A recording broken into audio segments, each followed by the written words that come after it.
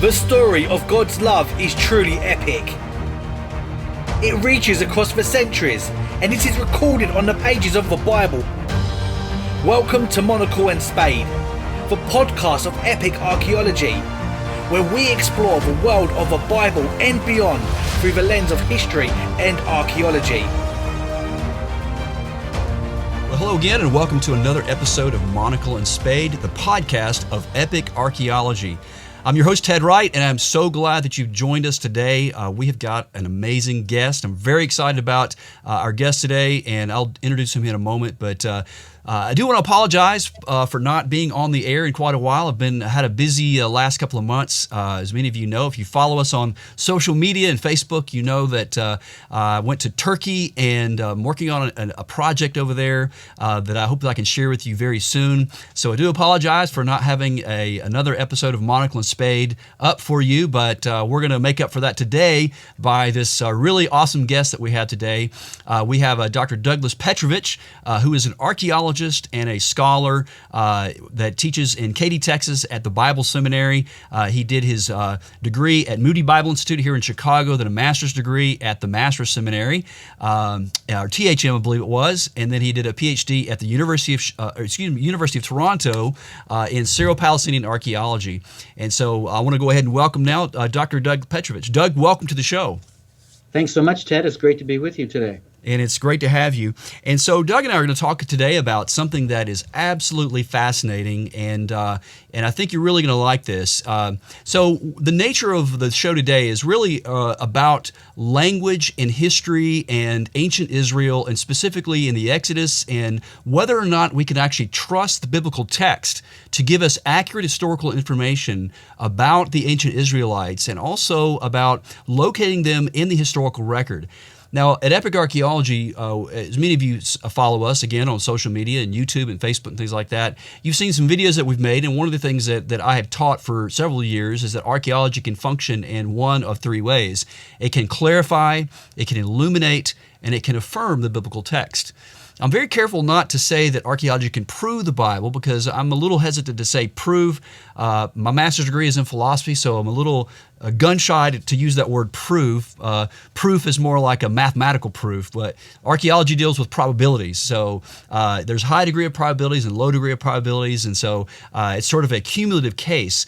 And today's show, we're going to talk about some really amazing stuff today that really adds to the cumulative case for the historicity of the Bible in really, really remarkable ways. I want to begin with a quote as we start the show from a scholar, a Jewish scholar by the name of Baruch Halpern. He wrote an article in a book that was edited by Herschel Shanks. And many of you know who Herschel Shanks is. Herschel Shanks is the former editor rather, of BAR magazine, Biblical Archaeology Review. Several years ago, they published a book called The Rise of Ancient Israel. And this is basically what Halpern says, and you can see the quote there on the screen. He's comparing the Exodus event with the story of the Iliad and the Odyssey, the myth of Homer. And he says in both cases there is evidence of that peculiar process of oral transmission in which the story is renegotiated with each separate audience each time it is told. Each story reflects a healthy admixture of fancy with whatever is being recalled. The Odyssey is basically a piece of children's literature. So in its way is the story of the Exodus. It is the historical myth of an entire people, a focal point of national identity. The actual evidence concerning the Exodus, he says, resembles the evidence for a unicorn. End quote. So, Dr. Petrovich, welcome again to the show, and let me just start with this. This is not, the quote that I was just given from Halpern is really indicative of really many scholars in the Old Testament today. And you've taught Old Testament, and I've taught it for a while as well.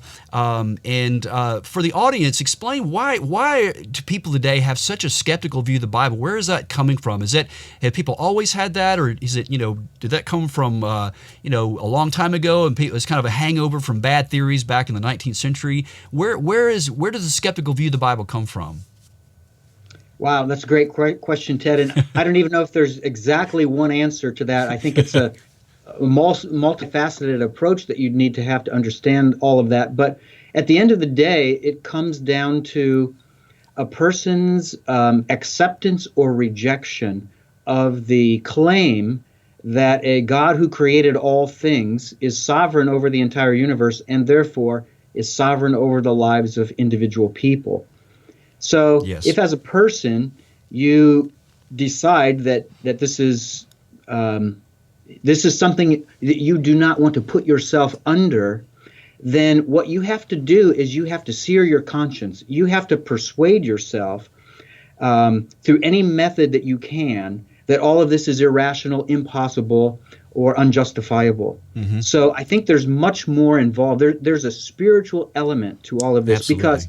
because once the person makes that concession that a sovereign God exists, then they have to put themselves under the responsibilities that fall to all people who are created by him. And not everyone wants that to be in that position. That's exactly right. That's exactly right. There is definitely a spiritual element in it as well. And there's also an academic element, and the academic is really where it shows up. Some of the scholars, and you know who some of these guys are, who are skeptical of the Exodus and really the Bible, and you see these names today, Thomas Thompson, Niles Peter Lemke, John Van Seters, Donald Redford, Dr. Bill Deaver, and Dr. Deaver is a great guy, but he's got very skeptical views of the Bible.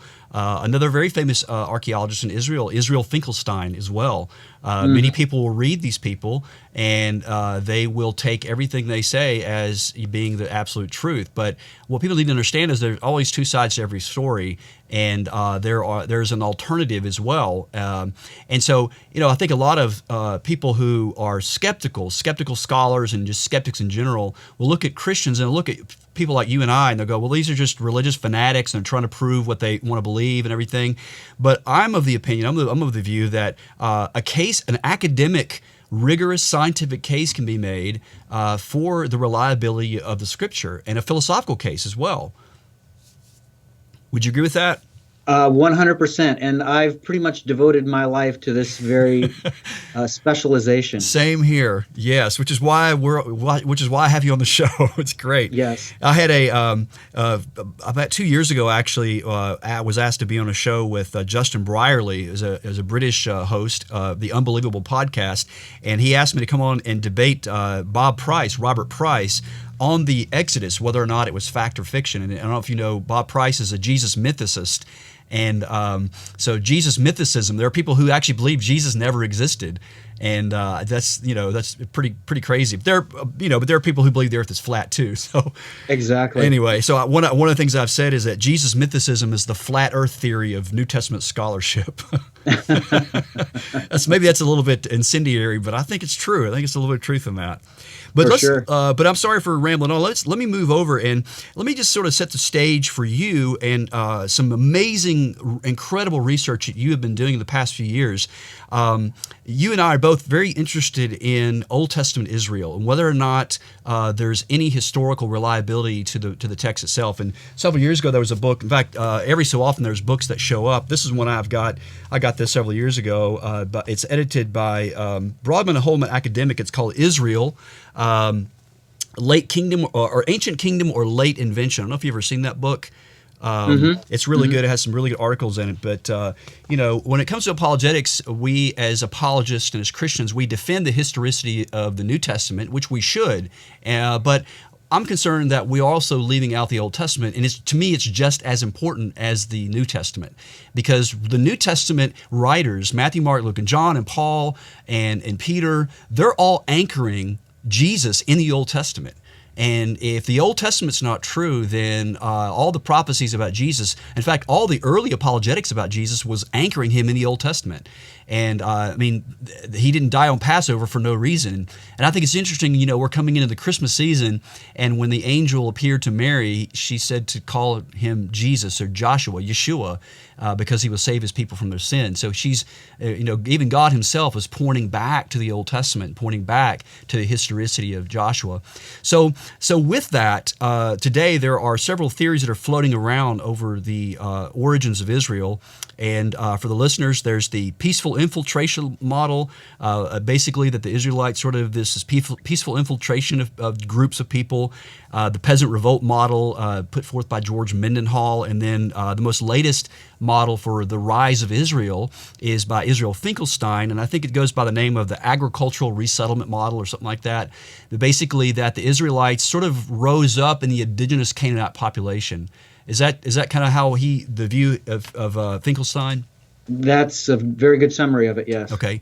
So you and I both defend the historicity of the early date of the Exodus. And Doug, just for the listeners, would you kind of go over some of the just highlights of why the early date, from the biblical standpoint? Are there any indicators in Scripture itself, internal evidence in the Bible, that indicates that we can trust the early date of the Exodus, the 1446 date?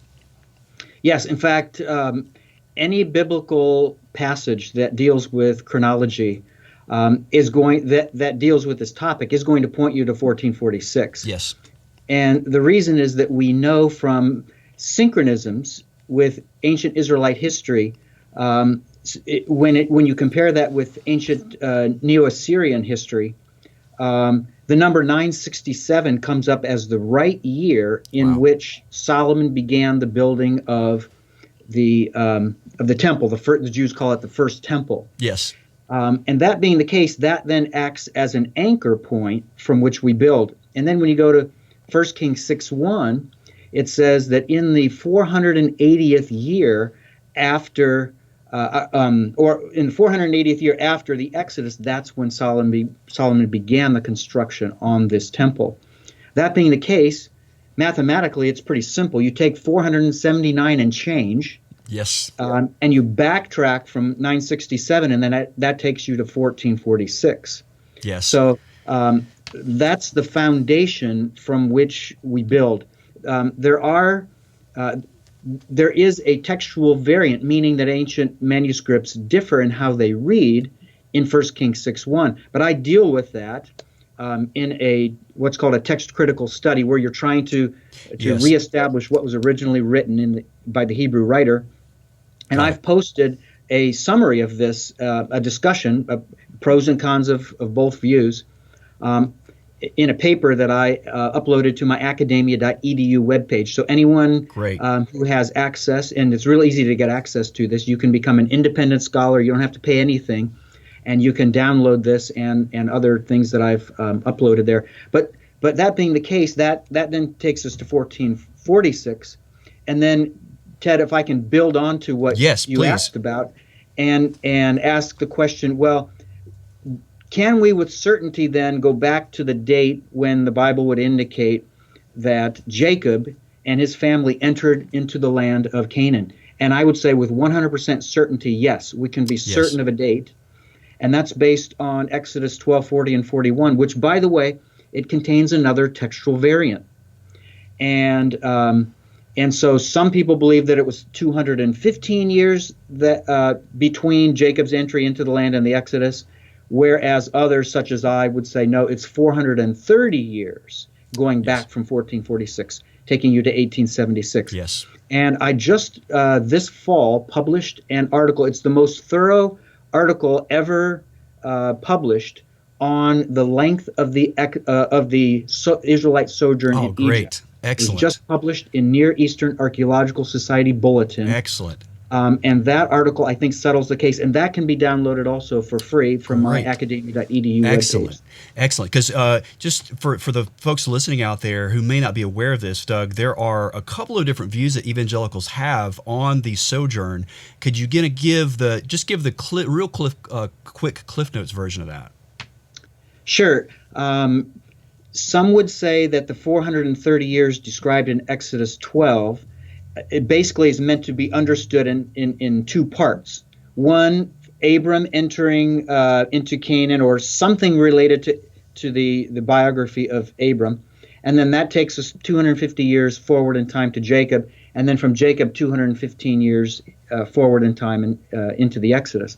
But again, that's based on the secondary this textual variation that's found in Exodus 12, and I go into great detail to show that the view that says the Israelites were only there for half of the period in Egypt and half of it is meant to be understood as their time in Canaan, I go into great detail to demonstrate how you can only get the wrong reading from the correct reading. And Ted, the main criterion for solving any textual variant where there's different manuscript readings, the main way of solving the problem, it's actually called the main canon of textual criticism, is prefer the reading that best explains the rise of the other reading or readings. Yes. And when you do that, in 99% of the cases, it becomes abundantly clear which is the original reading and which are the spurious readings. Yes. And that's what happens with this textual variant That that makes people a have lot of latched onto. That makes a lot of sense. So I want to shift gears now. Thank you very much for that great explanation. Because I don't want to cover everything, because I really want to get to really the meat of the matter here today. And Dr. Scott Stripling, who is your colleague there in Texas at the Bible Seminary, we covered this on the podcast on our first episode, actually, of Monocle and Spade. We kind of dug into the details, and we talked more about the really the conquest aspect of it. Well, we did get into some of the Exodus, but because I don't want to rehash a lot of that. But so if the date of 1446 is the early date, that places the Exodus sometime during the 18th dynasty of Egypt, correct? That's right. Sometime during the reign, some straddling the reign of Tutmos, or I don't know how you say it, Thutmose or Tutmosis III, and Amenhotep II. And so it's sort of really the center, and I've read your stuff before, and I agree with you on this, that really Amenhotep II is probably the very likely pharaoh of the Exodus. Would that be a right assessment? Yes. In fact, I published an article in 2006 in the Master Seminary Journal that until today, it's still the most thorough study of the Exodus pharaoh ever undertaken. Excellent. And if you study the biographical requirements of the Exodus pharaoh according to biblical history, yes, then it forces you into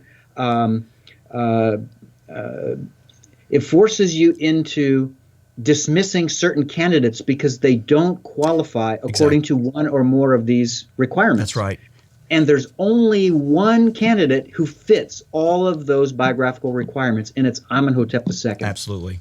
Isn't it funny, Doug? And you know, this is so funny because my professor in seminary who taught advanced hermeneutics and a brilliant language guy, Dr. Tom Howe at SES, he just said, if we would just read the text, read what the text says, it will point us in the right direction. And many biblical scholars, they just don't read the text. I mean, if you just carefully follow the text, because this dawned upon me as well when I read Bryant Wood's article on I, and he just actually got in the biblical text and he read it, and he came up with 12 geographical and archaeological requirements for I, because for years scholars thought it was at Tel or was it at Kerbet Nissa, and so just through process of elimination, he just actually read the text and said it's got to be here, it's got to be there, it's got to do this, it's got to have that, and when he did it, he found it. So yeah. And as a teacher of elements of Bible study, I can vouch for this because my students constantly need to be reminded that as great as it is to read every commentary you can get your hands on, every article you can get your hands on, there's so much to be learned from independent study in the biblical text itself. That's where you need to start. Amen. And that's what needs to filter everything else that's out there. Absolutely. So with that being said, we're operating on the assumption that Amenhotep II is the Exodus pharaoh. The Israelites go into Egypt at approximately 1876 BC. And so there's, apart from what we're about to talk about, there's good historical and archaeological evidence. The articles that you've written on Amenhotep II, and then also with Abraham and the chronology there. So based on our understanding of the historical situation of the Exodus, now I want to bring a different element into the story. We can talk about, and we have talked, Scott and I talked about Avaris, Tel el Daba, and the Nile Delta, and how that fits in, and also how the fact that Amenhotep II had his royal residence at Memphis in the north rather than Thebes in the south, which would have put him at access to Tel el-Daba with Moses and Aaron. He could have been there very close. So all that's really interesting, and a lot of this is covered on the latest documentary film Patterns of Evidence, which you appeared in with Tim Mahoney. So I don't want to go there, but let's bring in another element to this, and that is the language. And let's now bring in this aspect of it. You published a book several years ago called "The World's First Alphabet." Is that that's the title of it? Almost. It's the world's oldest Excuse alphabet. me. Yes. That's the main title, and the subtitle is Hebrew as the language of the Proto-Consonantal Script, which means the first script or writing system that used an alphabet, and consonantal because they only wrote the consonants, no vowels. Ah, okay. And this is where I want you to really get in your teacher mode here, Doug, and explain for the folks. So I want to go back, and you can correct my understanding as well on this, but my understanding is that language, written language, began somewhere in Mesopotamia with the Sumerians, pictographic language, which they were basically very stylized little pictures, maybe a head of a wheat grain, a mouth or a hand or something like that, and those became stylized through time and then turned into cuneiform, which you press the little wedge shape, it became very, very stylized. But the consonants, right, those were not in the ancient Near Eastern languages until later. Is that correct? What's the best way to explain that? Sure. Yeah, and I may phrase things slightly differently, yes. But you have the gist of it. But so the way that writing came about, there was a precursor to it, and it all started, believe it or not, with bean counters, with accountants. It had to do with the need to record how many sheep were given in trade from person A to person B, or how many bushels of hay or of barley were distributed, or so forth. So what happened is, and this occurred, I would consider this to have occurred in the time period before the Tower of Babel. Okay. And that being the case, there was a universal language. And this would have been before the late Uruk period in Mesopotamian archaeological periodization. Yes. And Ted, what was going on is they were writing on pieces of clay, right?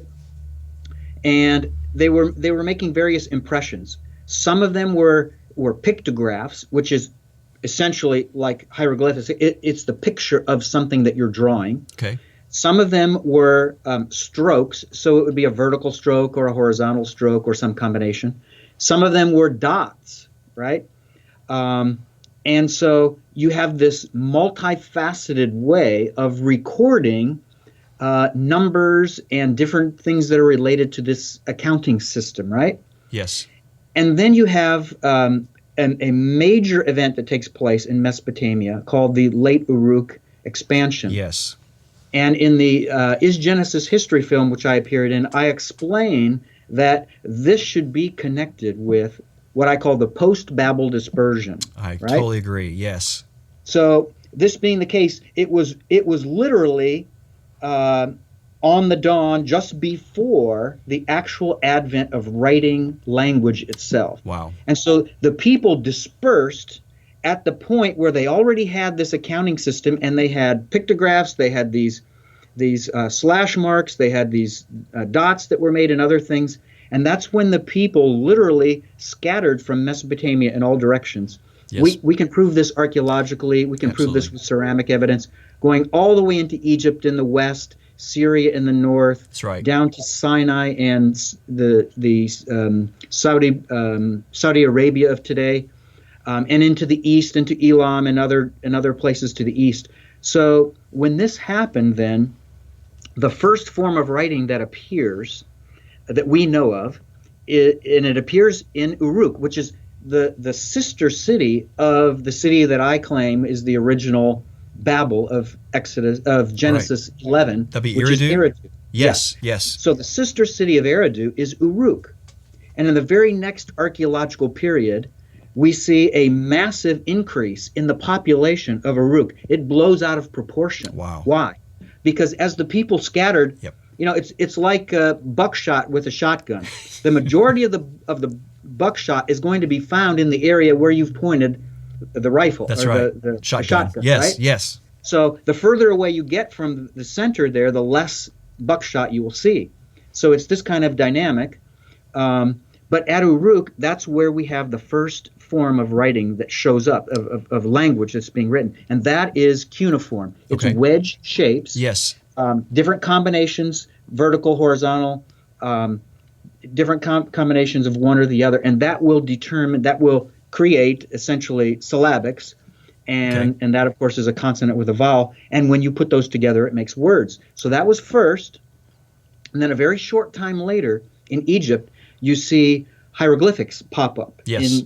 And the oldest attestation we have to this is in the first dynasty, which is shortly after the Jemdet Nasser period in Mesopotamia, which is the period right after the Uruk expansion that I'm calling the post-Babel dispersion. Is that the Narmer period, or no, Menes? I forgot the first. Yes. That's the exact period. Okay. And so, Ted, what we see there is this pictographic form. So remember, before the people ever scattered, there were all these ways of writing on these clay tablets. And so as the people scattered, they had all these options as they went, and the ones who went to Egypt chose the option of the pictographs rather than the wedge-shaped markings that were chosen in Sumer. So they write their language in this form. And it's hieroglyphics, and this, of course, was the first minor of my PhD. So it's something I know it's near and dear to my heart. Yes. And hieroglyphics is a very complex system of writing. I won't even go to all the details. I go into the details in the first chapter of my book. You can read that chapter, and it should make a lot of sense. But then hundreds of years later, in Dynasty 12, all of a sudden, out of nowhere, and I'm probably anticipating your next question, and I apologize for it. That's all right.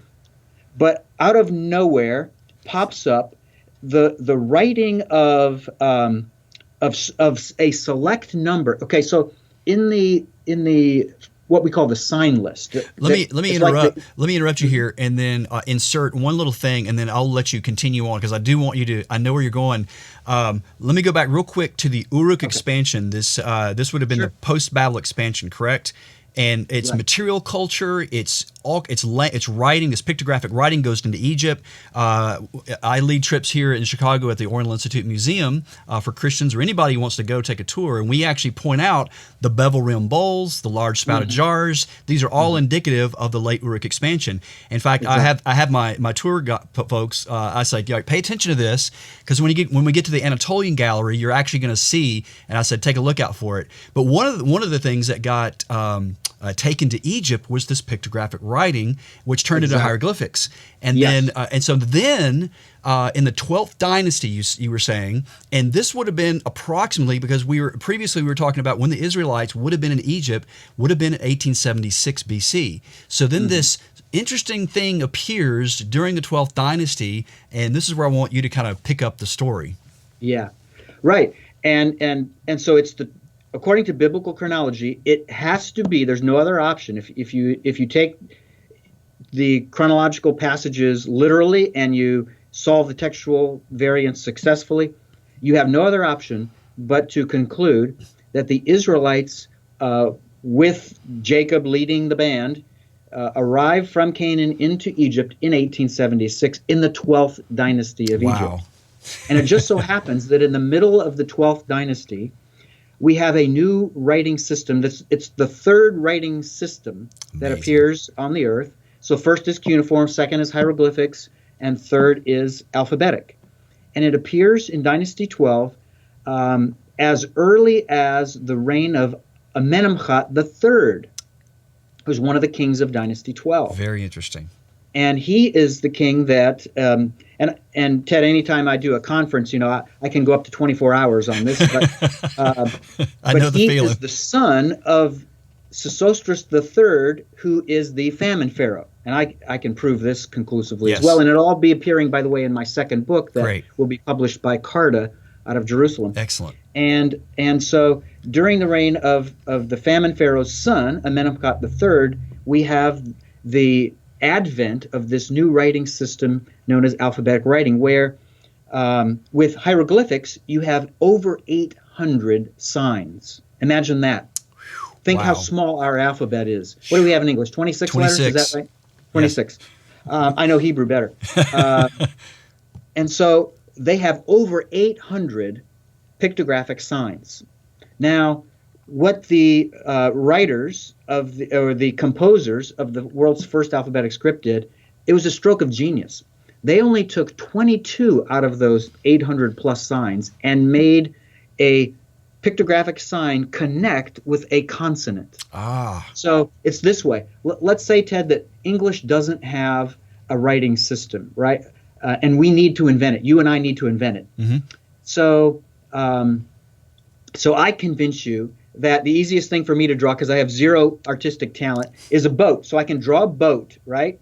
And when you see the boat, you know the word boat comes to mind. But what you say when you see that pictographic sign is just the B sound. And that's all that you enunciate. Right? Yes. So then let's say we want to make the letter D. So the easiest thing for me to draw is a door, because I can draw not a square, but a rectangle. I can draw a rectangle, and I put a little dot in the middle on one side, and you know that's a door. So if I were to put a boat and a door together, and we were making this our writing system, we would read B-D. And if we were like the Israelites, we're not writing the vowels. You have to understand, as the reader, what are the vowels that are to be connected with that. So when I write the boat and the door, you think to yourself, well, Doug, maybe you mean bed, or maybe you mean bid, or maybe you mean bad, or maybe you mean bode, all kinds of options. Mm-hmm. So that's the complexity behind being able to accurately understand what these ancient writers were writing. Wow. So, and where do these inscriptions do they appear? And let me back up. These are called these inscriptions that we're talking about here. They're called the Proto-Sinaitic inscriptions. Is that correct? That's one of the terms for it, and I attempt in my book to debunk that as a wrong term for it. Okay. Because it implies that there were people in Sinai, native Sinaidians, if you will, who invented the language. But it's not the case at all. Right, because exactly. These inscriptions, one of the places they're found in Sinai is called Serabit Echadim, which is it's an ancient site where the Egyptians would go seasonally, probably once a year at the most, to mine for turquoise and exploit this precious stone, and then sell it on the open market and make a good living on it. So, wait a minute, lost my train of thought here. What was I going to say? I was asking, where do they appear you were talking about the name. They were misnamed Proto-Sinaitic and that they arose Right. So, Ted, all of the inscriptions that are found in Serabit Echadim, they are written by people who are not native to that area. Okay. I went and presented a paper at a conference in London several years ago, and I met a woman there. She's actually an Egyptian, a modern Egyptian woman, and was at the time working on her PhD. And for her PhD, she was studying Serabit Echadim, and one of her research questions was there a local community there who lived in that vicinity? And her overwhelming conclusion, without a doubt, was no, there were no native people who lived there. They were all seasonal workers who just came down for the mining. Wow. So it's a false term to call this Proto-Sinaitic, even though it's a commonly understood term. Right. So let me ask you this. Archaeologists have known about these inscriptions for several years, though, correct? They've been. What are some of the theories that scholars, linguists, and linguistic scholars say that these things are? Where do they place them in the history of language? Okay. And I'll begin, Ted, by saying that the study of these inscriptions, of this script, goes back at least 150 years. Oh, okay. That's how old it is. Wow. So it's been around for a long time. For quite a while. Okay. The problem is that so few scholars have applied themselves to trying to decipher this that it's slowed down the process of deciphering it. Mm-hmm. And over the last, let's say, 8 or 10 decades, I think we've gone a long way. And really, I came along at the right time when a certain high number of these pictographs, these 22 pictographs, were identified and proven to represent a certain individual consonantal sound, right? So in the 1920s, there was a German scholar who proposed that this is Hebrew, and he tried to translate some of the inscriptions. But the problem, Ted, was he didn't have all of the right consonantal values for certain pictographs. So he made assumptions and he made his own translations, and he didn't always get the letters right. So therefore, he was creating something where, it truly was too good to be true. Right. So his basic premise, his basic thesis that this is Hebrew, he was exactly right. It's just that he didn't get all of the letters correct. But to answer your question, scholars almost universally agree that this script is based on hieroglyphic pictographs. Got it. There's very few, if any, dissenters nowadays. And almost everybody also agrees that it's a Semitic language, which, of course, Hebrew is one of the Semitic languages. Akkadian's a Semitic language, Arabic, Aramaean, etc. There's a number of Semitic languages. But the bottom line is that in this 150 years of scholarly work on the oldest alphabetic inscriptions, there's been no other proposal for a specific Semitic language for this script other than this German scholar, Grimme is his name, Hubert Grimme, who proposed that it's Hebrew. Wow. So it's essentially been kept in obscurity because no one's willing to commit to a specific Semitic language. Wow. So how did you become interested in these inscriptions, and what kind of led you to working on the project that you did and trying to actually, for lack of a better word, and maybe you can correct my wording of this, break the code, if you will, of these inscriptions and make the connection that perhaps the German scholar was correct. This really is Hebrew. It's funny, Ted. The easy answer is that I went through the back door. I never even knew about this field, to be honest with you. So what happened was all of my work on the chronology and the synchronisms between Israelite history and Egyptian history give me the right dates, the right time period, knowing that Amenhotep II is the right Exodus pharaoh. And then Bryant Wood and others, including David Roll, suggesting that Avaris is biblical Ramses, where Jacob settled his family. I began to study that site. Actually, I was working on preparing for my comprehensive exams for my PhD, and I stumbled across the website that gave a portrayal of a lot of the evidence that has been excavated from the site of Avaris that could possibly connect with events in the Bible. Wow. And to my utter surprise, and this is going to come out in my second book, I found evidence for the right time period, which is not only the 18th dynasty, but the reign of Amenhotep II, that is physical evidence of burials of the 4 animals that are read about in Exodus 11 and 12 at the time of the Passover. There are 4 animals mentioned very clearly: sheep, goats, cattle, and dogs. Wow. So Avaris was abandoned in the middle of the 18th dynasty. Yes. Which is strange because Egypt was at its height militarily. They were one of 2 superpowers in the world. The other was Mitanni, and they were the greater of the 2. This goes back to the Cold. It's like the Cold War days here in our time period, and Egypt was the most powerful nation on earth, and all of a sudden, they stop being a world power during the reign of Amenhotep II. Wow. Because his father, Tutmosis III, was considered the Napoleon of Egypt. He was a military commander, and I think what did he do? 17 campaigns into the Levant. 17 Asiatic campaigns. Exactly. And so then Amenhotep II comes along, his son, and he only does a few, and then it just stops, right? It stops, right. Yeah. And his last campaign, and I talk about this in my Exodus Pharaoh article, was in his 9th year, which I connect to 1446. It's in November of the year. Wow. Military campaigns are never led in November. That's late fall going in almost into winter. Yeah. They're led in the spring, just like it says in the biblical text. Wow. This is when kings go out to war, in the spring. That's right. And on that campaign, Amenhotep II, it's a glorified slave raid, Ted. He captures human booty, people, prisoners in Canaan, and he numbers them at around 100,000. Wow. Nobody before him or after him ever claimed to have captured 100,000 human slaves. Interesting.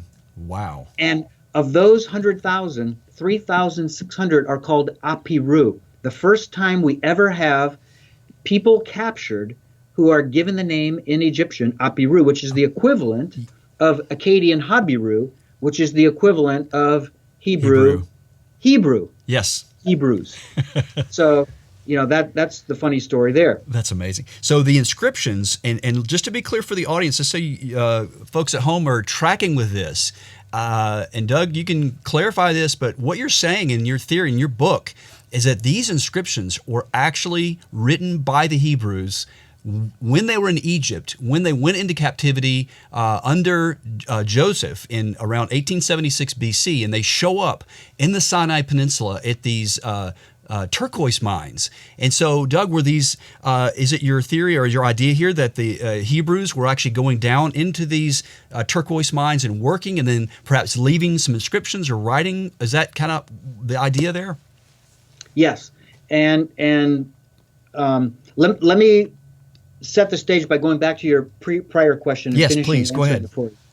So as I was studying the site of Avaris and realizing that we probably have burials of the very animals that would have died in the 10th plague on Egypt, that's when I knew that, and because I had never agreed before with Bryant Wood and others who connected this site with the Israelites, that's when I knew they were correct. Yeah. So what I did then is I went on a research trail. I said, if we've got evidence for the 10th plague on Egypt, and so we have evidence for the time period of the Exodus itself, and the Israelites, the Bible says, were there for 430 years to the very day before they left, then you'd think that there would be some other record of them there.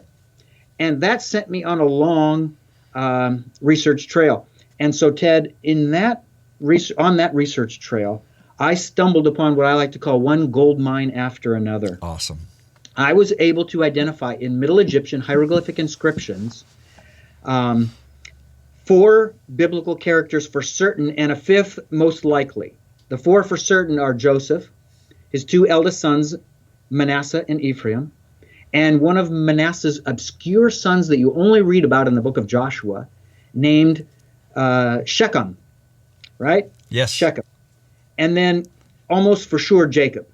So when I found all of this evidence, and again, this is all going into my second book, I came to realize that Joseph's son Manasseh is the one who was going down on these expeditions from Avaris, these yearly trips to extract turquoise, and he was the person writing Middle Egyptian inscriptions on these 8 to 9 foot tall, what we call stelae, and that's a plural word for stella, the singular. Yep. And these stelae, it looks like an old, 19th century tombstone where it's rounded at the top and it comes straight down, right? And they would inscribe on those that year's annual events, what happened on that trip down to the mines. And at the base, every time he was the one inscribing these, on the base at the very bottom of the stela, he would draw a picture of himself seated on a donkey, a young boy to the right and a young boy to the left. The one to his right was his son Shechem, and he always is growing from inscription to inscription. Oh wow! You can see him in the inscriptions as he grows. Yes, he is.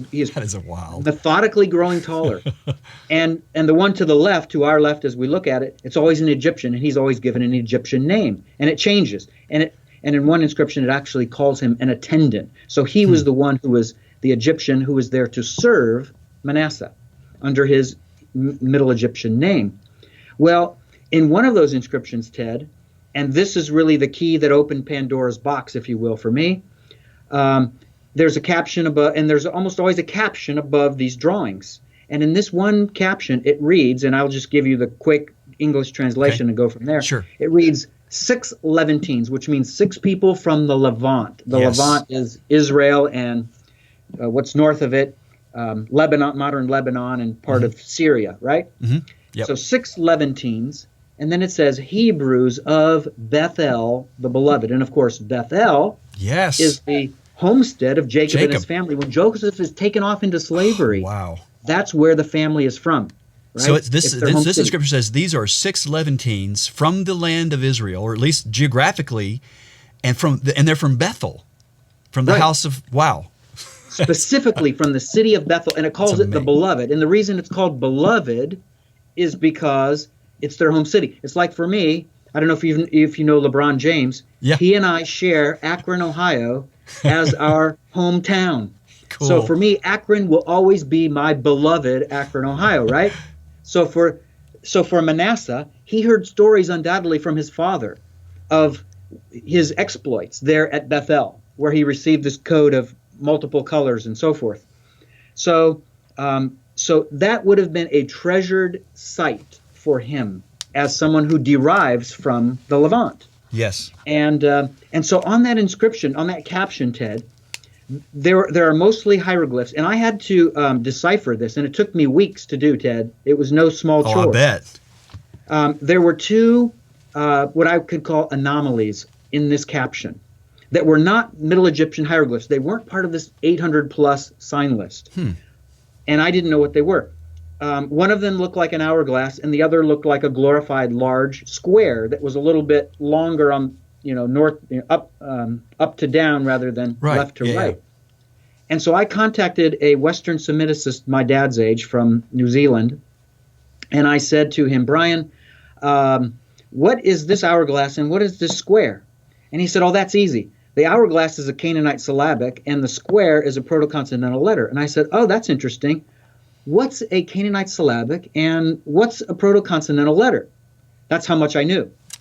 So he helped point me to all of the resources, and it took me months, but I caught up on 150 years of scholarship because I knew that this first oldest attested alphabetical letter in an otherwise almost completely Middle Egyptian caption, except for that Canaanite syllabic, I knew that that's the oldest attested form or written expression of this pictograph that makes the B sound in Hebrew, because it's the drawing of a house, and the Hebrew word for house is beit, or actually bayit is the normal form. Right. So bayit is a house in Hebrew, and when you see the house, you pronounce the B sound. Okay. So when I saw this, I knew right away that this is Joseph's son Manasseh, and therefore undoubtedly he had to be the inventor of the world's first alphabetic script, probably with his brother Ephraim in the background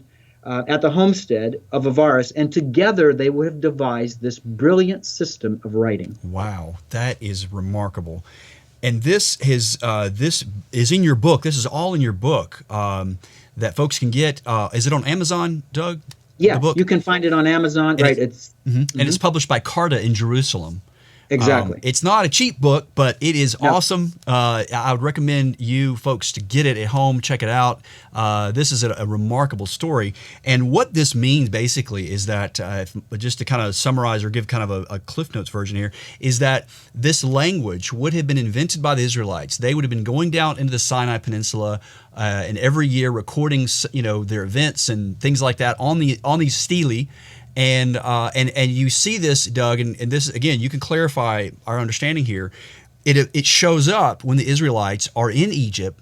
And then the second question is, does it disappear when they supposedly leave? So the entry date into Egypt would have been 1876, and then they depart at 1446. What do we see after 1446? Do we see, do those languages continue to show up in the Sinai, or do we see them somehow come into the Levant in Israel? Excellent question. And let me start by saying the inscription I spoke about, which I didn't name, it's called Sinai 115. Okay. That I'm claiming is written by Manasseh, and his Middle Egyptian name is a perfect participle, which means it's completed action and it's in the form of a participle. It's he who was disfavored. And of course, favor was taken away from Manasseh when Jacob gave the birthright not to him as the oldest son of Joseph, but to his younger brother Ephraim. Yes. Right? So that inscription was written in the 19th century BC, right? In the 12th dynasty. Right. And we have a couple similar inscriptions that are written at this time, mostly in Middle Egyptian. And let me just interject real quick here. That what you just said. So you said that appears. Do we know this through archaeology? How we're able to pinpoint the fact that it was in the 12th dynasty? Just for the people who would be skeptical. Sure. Well, how do you know it's that time? You understand what I'm saying? Yeah. Yeah. Very easy on that one, Ted. Okay. All right. These stelae are at the top of of each stela. The scribe or the person inscribing it writes the regnal year, the year of the reign of the king who is on the throne. Okay. So it names him, and it tells exactly which year in his reign this is being written. Wow. And we can easily put this on a timeline of Egyptian history, no problem. Very cool. That answers the question. So for people out there who'd be skeptical, like, well, how do you know you're just making this up? They're putting the name of the pharaoh and the year on the top of it. Yes. And to finish up your prior question, so then there's a large gap that exists where we don't have any Israelite inscriptions that are found in Sinai at Serebit el-Khadim, these turquoise mines, for hundreds of years. Then all of a sudden they reappear in the middle of the 18th dynasty. Wow. And the form, Ted, of the letters has evolved, if you don't mind my use of the term. It has changed. It has become more simplified. It has become what I call less pictographic and more abstract. Why? Oh, wow. It's a natural process. Yeah. Because there's no reason to keep writing every letter with a perfect, beautiful picture.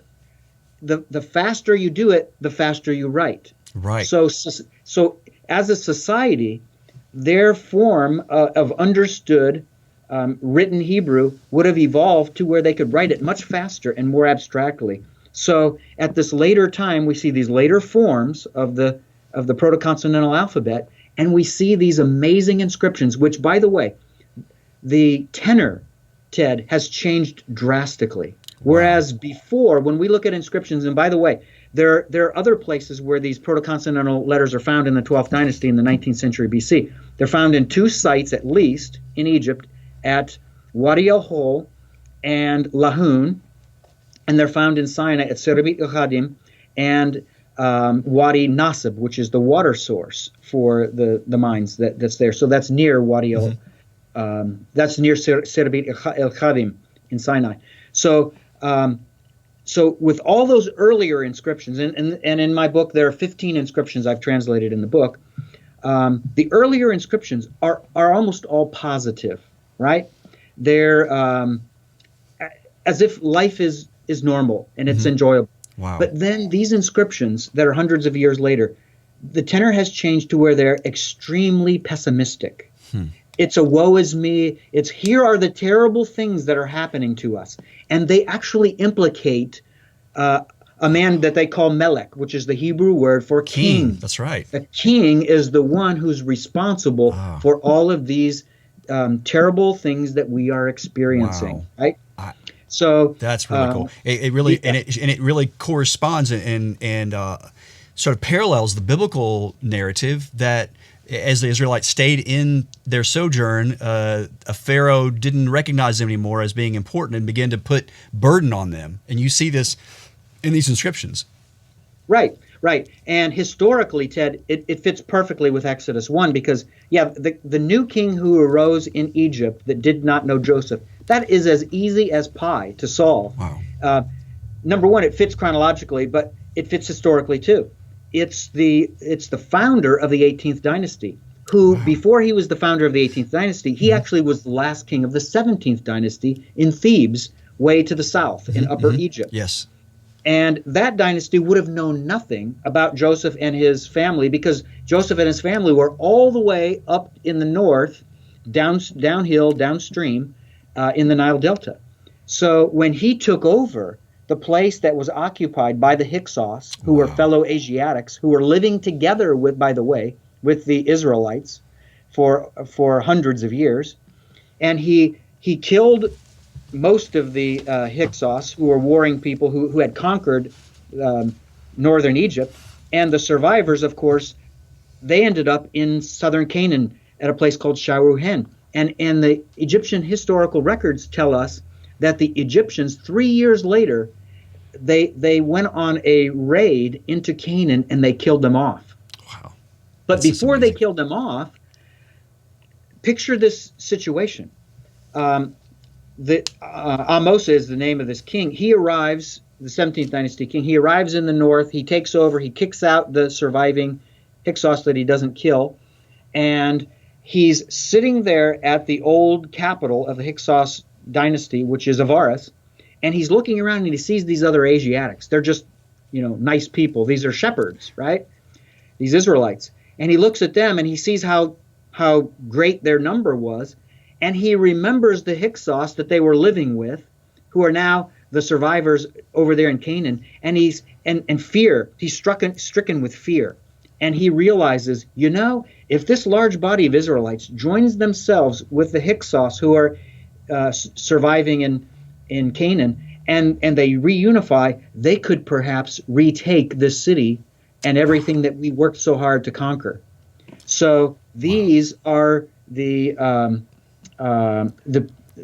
people that he was afraid the Israelites would join themselves to. Wow. All of this fits historically perfectly. All these connections are absolutely amazing. And many folks, there are a lot of Christians who do a lot of reading in biblical archaeology and things, and some folks are familiar with the Hyksos. And so the things that you're talking about, Doug, are really connecting the dots for folks. And I tell you what, I wish we could talk for hours, because I get totally caught up in it. I know you do as well. But we're kind of approaching the end here. I do want to bring out, as we sort of wrap things up in summary, there is one inscription I do want you to mention. It's really fascinating because of some previous reading I've done on this from you, and it's one of the last inscriptions.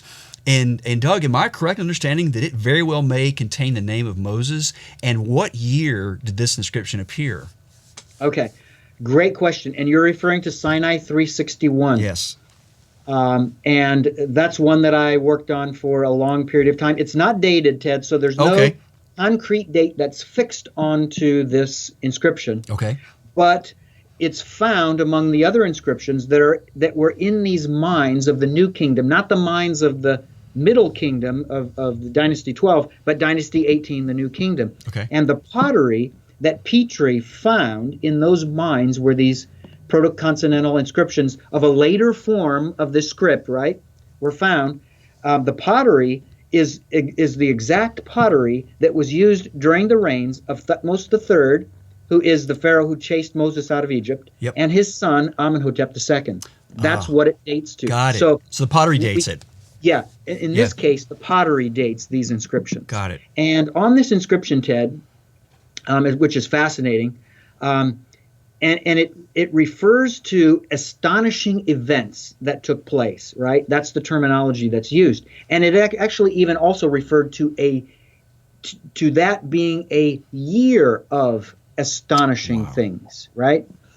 And those are attributed to two things: to a deity, a foreign deity, who was worshipped in that area, Hathor. We know in the Levant as Baalat. That's the female version of Baal. Later, you read about in the first millennium BC during the monarchy.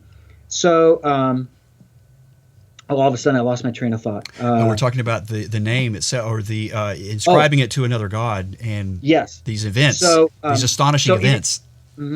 So in addition to attributing these astonishing events to this deity, there's one person who's named, and the Hebrew letters there are the equivalent of M and Sh. And that's exactly the consonants you would use to form the word for Moses, which is Moshe. Moshe. So what I did, Ted, is when I found those letters and realized, number one, it had to be a single word, I looked up every possible version of how you could use a different word rather than Moses, rather than Moshe. What about nouns or verbs or participles or prepositions or articles or whatever it is, other grammatical forms? I looked at every single conceivable option, and I said to myself, I'm going to disprove Moses here by proving that it's something else that can work grammatically. And you know what I found, Ted? What? As a linguist, I found that no other grammatical option was even feasible. Wow. Only Moses, the word Moshe, as a proper noun, as the subject related to an action that takes place with a verb that comes next, it had to be a reference to Moshe. Now, whether you say it just happened to be the Moses of the Bible, or it happened to be a Moshe who was a Semitic Israelite who lived during the reign of Amenhotep II, you can conclude that it was a different Moshe. Sure. But all of the historical events described on that inscription refer to the historical time period of what we see taking place at the moment just before the Exodus, where we have a period of time, could be up to a year, right? A year of astonishing things, when these 10 plagues were taking place. Wow, that is remarkable. Doug, I can't thank you enough for joining us today, and I wish we had like another whole hour to talk, because I absolutely love this, and there's so many other rabbit trails that I want to go down as well with you, because it's rare that I get to speak with someone of your stature and your depth of knowledge. But Doug, if folks want to get in touch with you, do you have a website, a personal website? Do you have dougpetrovich.com, or how can folks find out more about you? They can actually take a class from you there at the Bible Seminary. You guys have online courses, right? We do. And we just this year started a program in biblical history and archaeology. So it's a Master of Arts in this, and I teach a number of courses in our program. But yeah, they can get a hold of me. The easiest way, my email address is dp@exegesisinternational.org, which, by the way, you can find on my academia.edu webpage. So if you just Google academia.edu and Douglas Petrovich, the first hit that you'll come to is a click onto my academia.edu webpage, and my email address is there on the webpage. And one of the things that I love doing is going on digs, and one of the things that really I'm excited about is Epic Archaeology. We're going to be, Lord willing, joining Associates of Biblical Research along with, and Doug, are you going to be there as well next year in 2020? At Shiloh? I will be at Shiloh. I will be the epigrapher on the dig. Excellent. So you can join us. Check it out on epicarchaeology.org. Go to tours. Archaeology is so cool. You learn so much. But then just being over there and digging in the ground. I just got back from Turkey, as many of you know, about a month or so ago, and you get to travel and eat all kinds of crazy food, great pastries, all kinds of great stuff. I drank Turkish coffee, which pretty much kept me awake for like 48 hours. But I don't know if you ever had Turkish coffee. Yes. But it really is truly a great thing to actually go and dig. And you don't really have to have an experience to go, right, Doug? You can. I mean, a lot of folks think, well, I've never been on a dig. I don't know, what it's like. There's any number of jobs that people can do on a dig. Absolutely. And every year, Ted, we have multiple people who are on their first dig. Great. So you would not be alone. You would be amidst other people who are just, cutting their teeth, looking for ways of understanding how to do this archaeology thing. And the great part is, every time you go, you learn more and more, and you become more and more efficient at it. Absolutely. Well, Doug, again, thank you so much for being on the show today on Monocle and Spade. We're so delighted, and a great honor to have you. Thank you for being on. My pleasure, Ted. Thank you. And thank you so much for watching another episode of Monocle and Spade. Please check us out on our social media on Facebook, Instagram, and Twitter, and follow us on all of those. And thank you again for watching. God bless you. This program is listener supported, and it is produced by Defenders Media. Thank you so much for listening to Monocle and Spade.